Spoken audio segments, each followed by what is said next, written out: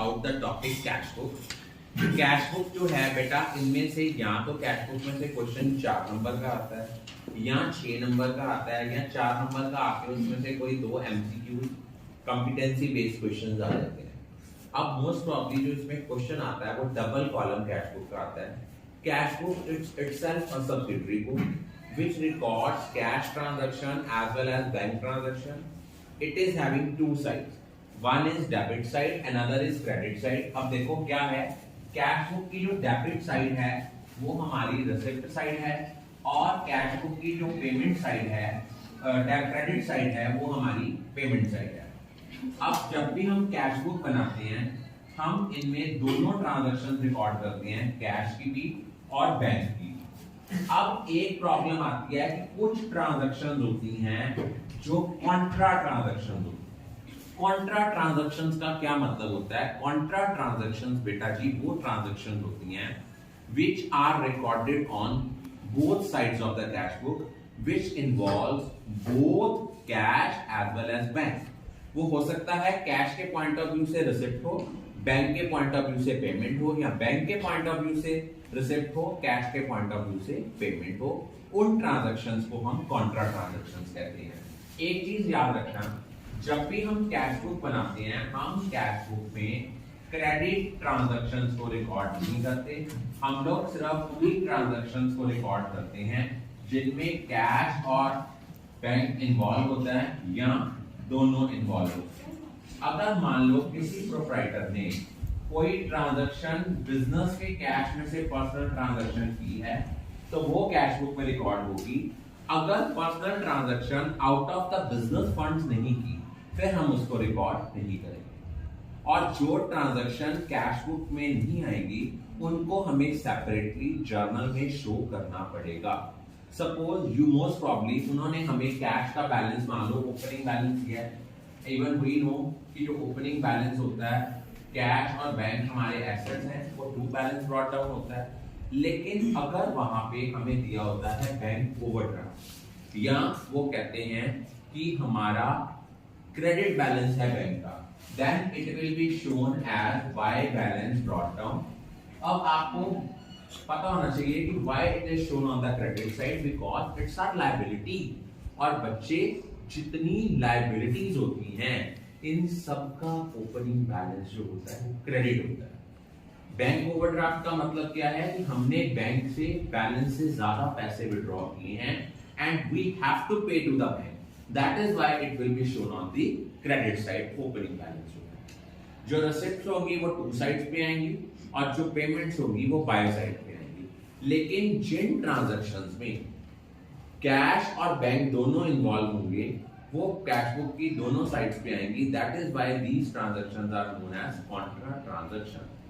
For example हमने bank में पैसे डिपॉजिट करवाए, हमारी जर्नल एंट्री बनती है bank account debit to cash, यहां लिखेंगे टू कैश, यहां लिखेंगे बाय बैंक। यहां टू कैश है, यहां हमारा बाय बैंक है। अब आप कहोगे जब टू कैश करेंगे तो हम इसको बैंक के कॉलम में शो करेंगे, बाय बैंक करेंगे तो कैश के कॉलम में शो करेंगे। Why is it so? ये कोई इसके पीछे लॉजिक क्या है? हम जब बाय बैंक कर रहे हैं तो कैश में क्यों कर रहे हैं? क्योंकि इस ट्रांजैक्शन में कैश के पॉइंट ऑफ व्यू से ये पेमेंट है, तो जो पेमेंट होती है वो किधर रिकॉर्ड होती है? क्रेडिट साइड पे। इसीलिए चाहे हमने यहाँ लिखा बाय बैंक है लेकिन इसको शो करेंगे कैश के कॉलम में। कैश का बैलेंस क्या हो रहा है? कम हो रहा है। और बैंक, जब हम बैंक में पैसे जमा कराते हैं बैंक का बैलेंस क्या होता है? इंक्रीज होता है। लिखेंगे टू कैश, बैंक के पॉइंट ऑफ व्यू से क्या है? रिसिप्ट है, इसीलिए टू कैश करके हम इसको कहां शो करेंगे? बैंक के कॉलम में। और अगर सपोज कर लो हमने बैंक से पैसे विड्रॉ किए तो एंट्री होती है cash account debit to bank.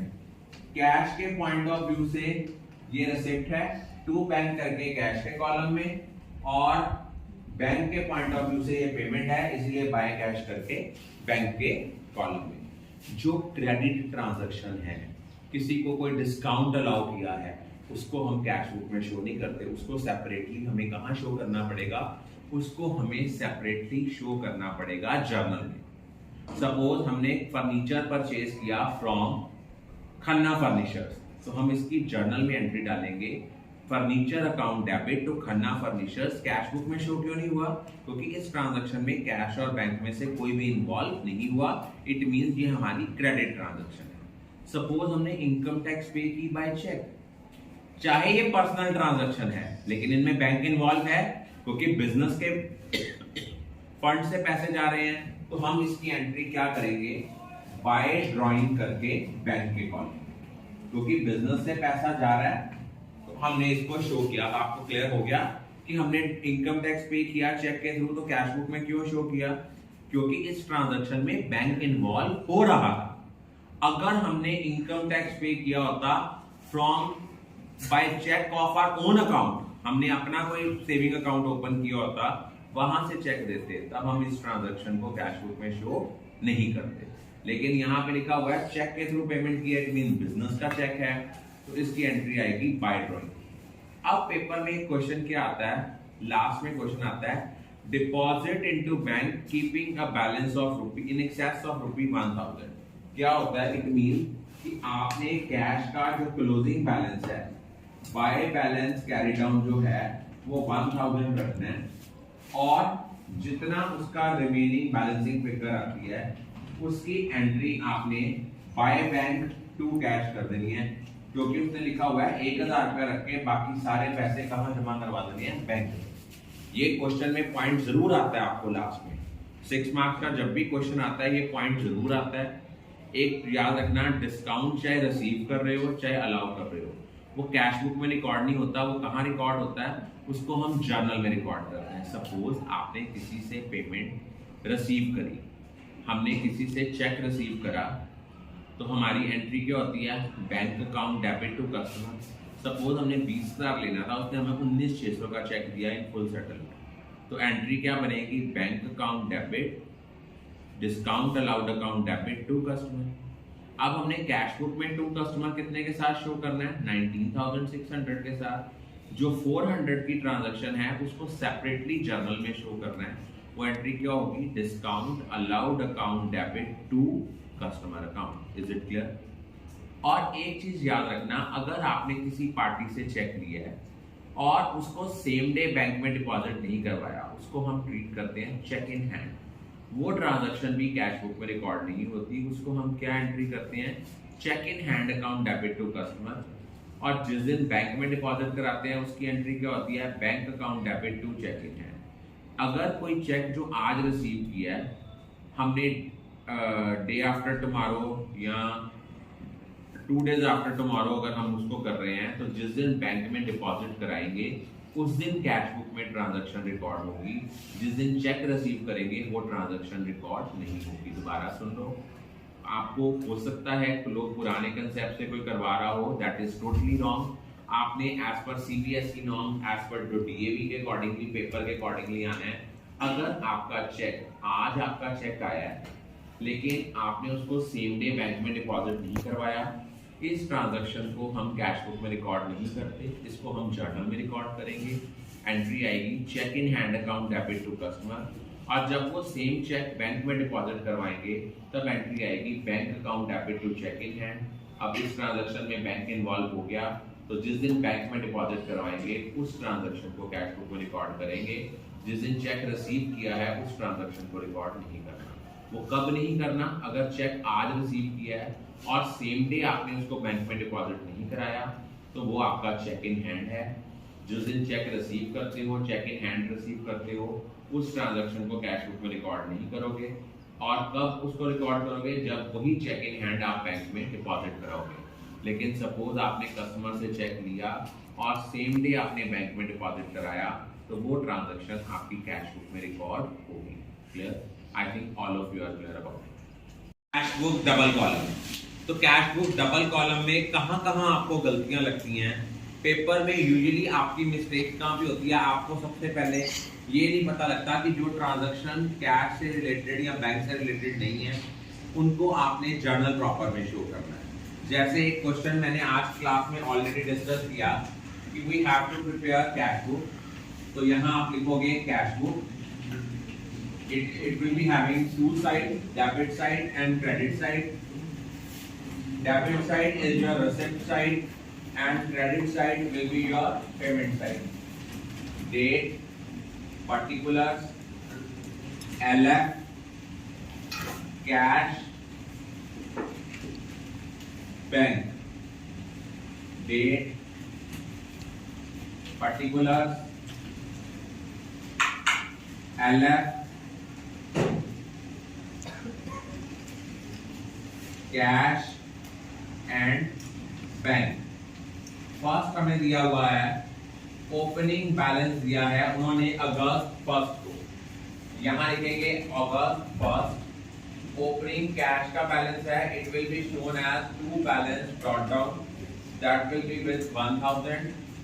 उसके बाद उन्होंने लिखा हुआ है बैंक का बैलेंस जो है वो क्रेडिट बैलेंस है। क्रेडिट बैलेंस का मतलब है कि हमने बैंक के पैसे जो है वो देने हैं, और अगर हमने बैंक के पैसे देने हैं इट मीन वो क्रेडिट बैलेंस है, वो लायबिलिटी है। और जितनी लायबिलिटीज होती हैं इनका ओपनिंग बैलेंस जो होता है that is by balance brought down. इसको लिखेंगे बाय बैलेंस ब्रॉट डाउन। ये अमाउंट दी हुई है 20,000। उसके बाद लिखा है अगस्त थर्ड को। अगस्त थर्ड को क्या लिखा है कि हमने गुड्स बेची है कैश में, 50,000 लिस्ट प्राइस की गुड्स हैं, 10% ट्रेड डिस्काउंट है। तो 50,000 में से 10% माइनस हो गया, दैट इज 5,000 माइनस हुआ, वो कितना आया 45,000।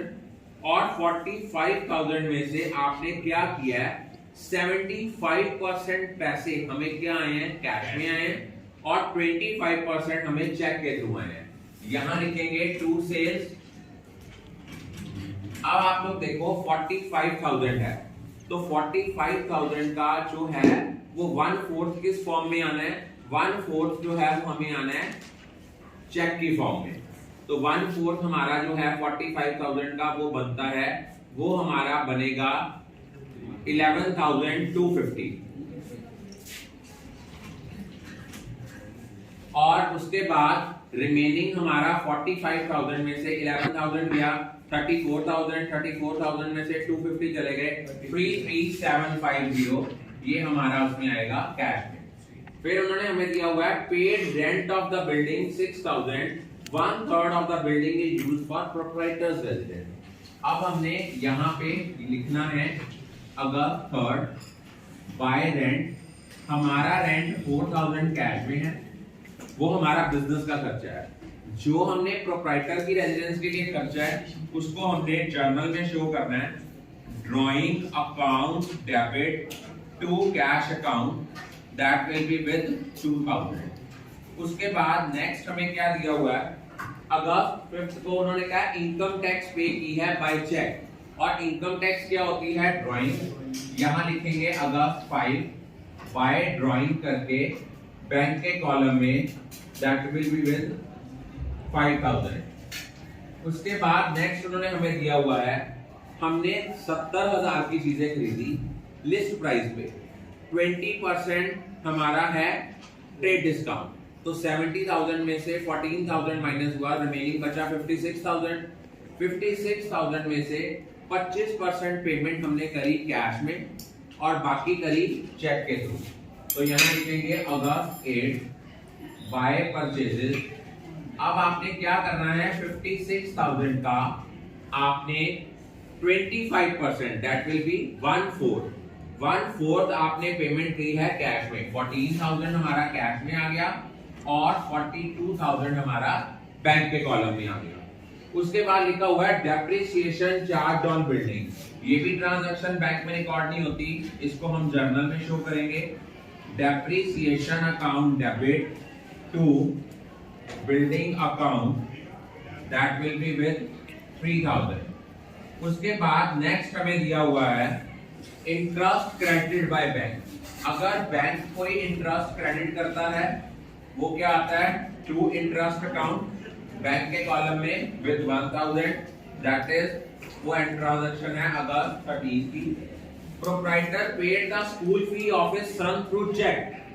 ये जो है अगस्त 18 की, ये भी आपकी ड्राइंग है, ड्राइंग आनी है, प्रोप्राइटर के बेटे का खर्चा है 5,200 बैंक के कॉलम में। फिर उसके बाद लिखा हुआ है furniture purchase from masher Khanna furnitures. It mean कि क्रेडिट में खरीदा है और वैसे भी एसेट खरीदा है। क्रेडिट ट्रांजैक्शन हम इसमें शो नहीं करते, इसको भी हम जर्नल में शो करेंगे। Furniture account debit to messrs Khanna furniture, वो हमें अमाउंट जो है दी हुई है 8000 की। उसके बाद लास्ट ट्रांजैक्शन दी हुई है कि हमने अपने पास क्लोजिंग बैलेंस जो है वो रखना है 5000। यहाँ पे आपने बाय बैलेंस कैरी डाउन, आपने क्या करना है 5000 का क्लोजिंग बैलेंस कैश में रखना है। बाकी जितना आपका कैश का ओवर एंड एक्सेस आएगा उसकी एंट्री क्या कर देनी है, कॉन्ट्रा ट्रांजैक्शन करनी है बाय बैंक टू कैश। और पेपर में ऐसा क्वेश्चन जरूर पेपर में आता है। Is it clear? I think all of you are clear about it.